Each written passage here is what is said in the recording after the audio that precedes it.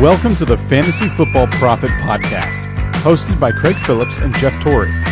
Visit us at fantasyfootballprophet.com. And now your hosts, Craig and Jeff. Welcome everyone to the Fantasy Football Prophet Podcast. Today we're here for mini mailbag. Again, got about 4 questions, I think. Was that what I think we're at? And got some more questions in here. I always like getting these because it makes you think about different situations, different players maybe you wouldn't think about. I don't know, just makes you think more about your drafts and stuff like that. So we're going to get into these questions. If you guys have any questions for us, feel free to ask us questions on pretty much anywhere. We have questions here from YouTube comments, from email, from Instagram messages, all over the place. Get a hold of us, one of those places. On Twitter, we're at the FF Prophet. Instagram, we are Fantasy Football Prophet. FantasyFootballProphet.com is the website, and you can email us at fantasyfootballprophet@gmail.com. We'll be able to get to all your questions that way. All right, so we're going to start out with a little draft question here with keepers involved. It's kind of, this guy has a pretty good team here already, I'll say. His name, this is Marco who's asking us a question here. He's asking should he pick at third pick here. This player can't be a keeper. That stuff's fine. Let's see here. All right. He already has Julio, Odell Beckham, which is just amazing to begin with, Dez Bryant, Ezekiel Elliott. Looks like he will be able to get Zeke, Derrick Henry, Spencer Ware. So he's pretty stacked. They start 1 quarterback, 2 running backs, 2 receivers, a tight end, a wide receiver tight end position. So no running back flex here. So you can only start 2 running backs. You can start 3 receivers. So we already went over his team. That looks pretty good. Now he can choose between Antonio Brown, LaShawn McCoy, Mike Evans, Aaron Rodgers, and Gronk. He basically asks us to rank them because some of them will be picked. One of them will be picked before him. So we'll rank these in order of who we would pick and why, basically. I think I'm going McCoy, number 1, because looking at his team, he has 2 amazing receivers. And Dez Bryant, I think, is a very good flex receiver. Running back-wise, he has Zeke, great number 1. His number 2 is Spencer Ware at this point, a little iffy. And you have the Zeke suspension possibility there. That's where the worry comes in, so I think you go McCoy. Are you thinking the same thing, that McCoy number 1? Yeah, I agree. And, it's hard at times to pass up on Antonio Brown. It is. But with this team, I think McCoy makes a lot of sense. Having Julio, Odell, and Antonio Brown, man, that's I'm very interested in that, but I think you can really just make your team. But then Dez Bryant just becomes, he's on your bench. You don't even play him. Yeah. I think he's going to be good enough that you're going to use him. I think Dez Bryant as a flex is better than, basically, it almost comes down to, do you think, because I think McCoy and Antonio Brown are very good, very similar. So it comes down to, do you want to start Dez Bryant or do you want to start Spencer Ware? Right. Yeah, and I think Bryant. Right. And that's the thing, too, with his running back situation. Spencer Ware, you wonder how much, his carries will go down. Is he actually going to be the primary running back? And then Ezekiel Elliott. So say the worst happens and Ware goes down and carries and Ezekiel gets, suspended for 4 games or something. All of a sudden you're in a very tough situation for, a third of the season. Yep. But if you have McCoy there, not a big deal. Your wide receivers are already great. Yep. So that's why I would go McCoy, even though it's hard to pass up on Brown. But here's the question too after that, because we do like the receivers. You can start all 3 of them. You go McCoy. If he's gone, do you go Antonio Brown and then Mike Evans in the next 2, like in that order, or do you go for like the Rodgers and Gronk and really beef up your team if the running back's gone? Think about that. If the running back's gone, you already have 3 very capable wide receivers, 2 great wide receivers, and 1 we think good receiver, very good receiver. So then, because the running backs are there, do you go with Rodgers? Because I think you go Rodgers over Gronk, maybe. I think at this point, that's kind of how I'm leaning. Think about that though. Like that's where the thing comes in. Is it for sure the wide receivers? I think it has to be. You can't pass up Antonio Brown. I think it's too high for Andrews, and I assume you can trade in this league. It's so close. If you can't, I think you could draft Antonio Brown, and you could get a lot more for him if you trade. You get some top running backs. Yeah. So basically, I would go McCoy, Brown, Evans, probably Rodgers, Gronk. Yeah. That's how luckily you don't have to worry about that. So yeah. You just hope McCoy is there, and if he's not, then I would go Antonio Brown. All right. Next question comes in from Charles. Charles, 3 weeks in a row, Charles has got questions in here. Thank you, Charles. I like hearing from Charles here. His question this week's a pretty simple one, though. What do you guys think about Dez Bryant going in the second round? Is he worth his ADP? Basically, his ADP is about 17th right now. So if you're a 12 team, he's the 5th player in the second. If he's 10 team, he's closer to the back end. So are you comfortable picking Dez Bryant there in the second round, basically? How do you feel? I have no issue with it. I probably have him ranked very similar to that. Really, it depends. Higher. I probably do. It really depends on who you've drafted already, how you're making your team. Yeah. I like Dez. I don't think there's a whole lot of risk in him. I think he's going to be a wonderful wide receiver. He's going to put up good points on you. Did you draft running backs ahead of him is the big question. Yeah, it's situational for me, really. It depends. If you somehow like a Jai Howard Murray falls in that spot, I'm picking them over Dez almost probably every time. Even if I already have another running back, I'm going to really beef up at running back. If I've gone wide receiver in round 1, I might think about, it depends on where this is in the second. If it's like directly in the middle of the second and you don't have a quick pick right around the third, maybe if I already have a wide receiver like an Antonio Brown, Odell Beckham type, I might think of then, even if it's Gurley or Fournette, might think about them. I think to get them over Dez if you don't think they'll be back around, because then think about that.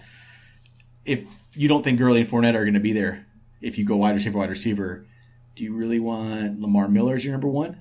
So that's where I think Gurley and Fournette might jump up ahead of Dez. If you already went running back, I think Dez is above those guys. So it's very situational for me. You know what I mean? It's all about building your roster and making sure you don't want Lamar Miller. For me personally, I don't want Lamar Miller as my number 1 running back, that kind of thing. I don't really want Isaiah Crowell as my number 1. Maybe some people are okay with it. But it's very situational on who's there and who you draft for first round. Mm-hmm. But I'm okay with drafting him there. That's pretty much it.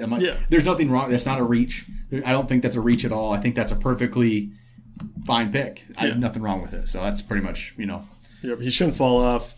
He did fine in the games he played with Dak in that offense that was, a little bit changed up with Easy and, the rookies kind of taking a hold. I don't worry about him at all. It really is exactly like you said. All right, we got Hunter sent us an email. He asks, pretty simple question. What do you think about Paul Perkins? Well, tell Hunter is actually tomorrow's episode. We're going to finish up our ranks of running backs, 21 through 40. We're going to get a lot more in-depth on Paul Perkins. He's probably just a little. I don't know what to exactly think about Paul Perkins yet. This is something. We'll talk this out a little bit more. I think if you're getting him as a running back 3, you're okay. I just don't know how good he actually is. That's pretty much it. I just don't know how good he is. So. Yeah, he will at some point. He will be a value pick because it looks right now he's going to get the bulk of the work, and anyone doing that is going to be worthwhile. Where is he going to fall? That's the big question. So we'll get into that more. In some leagues, he's going as a 4th running back, and that's great value. I think that is yes. All right, so I'm going to break out my phone here for the final one.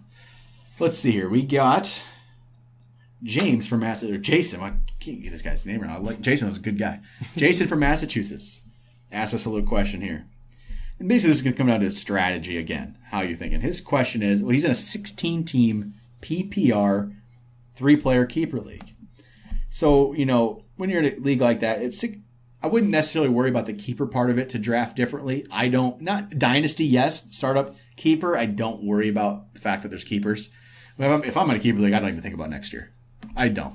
16-team league, though, there's a lot more players gone, so you have to think maybe a little bit more. So I might change some things, I guess. But he's basically asking, he feels like, should you get a great quarterback in second round? Should you look at getting a quarterback in the second round because it's a 16-team league?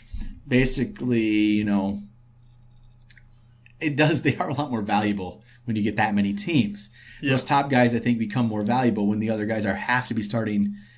Like Andy Dalton has to start every week, and some of those guys, which are okay, but you don't want to be an every week starter. So it basically comes down to your strategy and how you feel comfortable with drafting quarterbacks.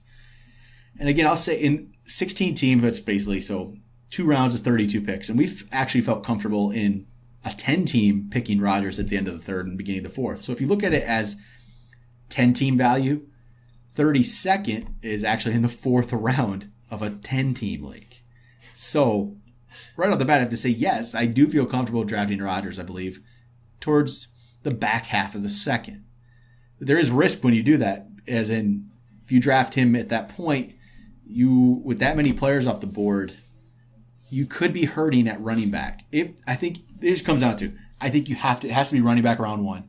Then it has to be like a Rodgers round 2. It can't be wide receiver round 1 for me. And then Rodgers, because then you're going into the third with what at running back? I mean, you're going deep. Is Carlos Hyde going to be your number 1? I agree. And if you're talking, back end of round 2, usually that means, hopefully you definitely can get one of those top end running backs. Maybe even if not one of the top 3 that we love so much, that second tier we talked about, which would be McCoy and Gordon. Yep. If you could get one of those guys, I think it would be acceptable to get Rodgers, knowing that in that type of a league, you do give yourself a very much, a step ahead of other guys that are going to have to bring out these quarterbacks that are just not going to be on his level. Yep. And plus, right after him, if you do it at the end, you come back around and you can probably get a guy right away, and it won't necessarily go on a huge run. Yep. It will become very, very tricky, though, because you start wondering about those runs and when they're going to come. If you didn't get someone in the second, right, Aaron Rodgers at some point is going to go. He's going to probably go in the third. If he goes, what happens to everyone else? Do they panic and do they start taking quarterbacks? You probably miss out on that first 5 quarterbacks, and then after that you probably want to wait, and then it gets very, very dangerous if another run happens. You just have to watch it, I think, at that point. There's a lot of quarterbacks I'm okay with. And I don't need a quarterback to be my keeper. I don't. Unless maybe this league does keep a lot of quarterbacks, so I guess you have to know your league a little bit too, but man, I still don't. Man, I feel like you could get a big advantage if you somehow can get 2 at least top 15 running backs. If you get 2 top 15 running backs in this league, I think you have a pretty good advantage. I really do. You're saying if you're on the back half of the first round, you're not getting a quarterback in the top. No, I'm not, because I think you can get 2 very. It's gonna be tough to see even if you're like 14. You're not getting. It's a tough league. 16 teams is tough. It is. You're not as good, but every team's not going to be as good. So if you can get. To me, I think that's where running back breakouts are probably huge in that league. If you can get a running back to break out from deeper in the draft, I think you're in really good shape. If you end up with like a third running back that you can use. Because, right there, 2 running backs starting, 16 teams, 32 running backs are in the starting lineup every week. There's not 32 running backs getting all the carries. So yeah, exactly. But it's just know your league and know your rules and just watch it. Every draft's different, though, too. So just see how the draft's going. If you can get 2 good running backs, that's what I want to do.